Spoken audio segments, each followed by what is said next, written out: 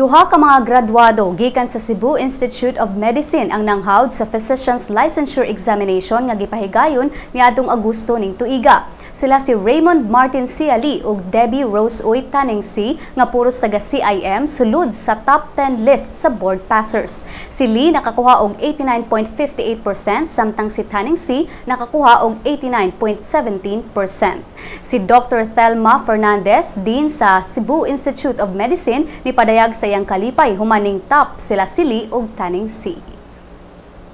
Well, of course, we are happy. We are recognition for their achievements. That's it. Plaques, then some other things that would be needed by the students. CIM has always been having top-notchers.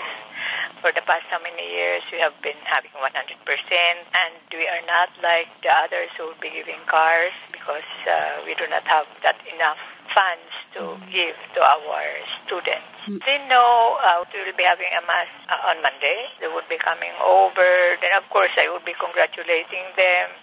Usual that we do to our students. Was taking the usual.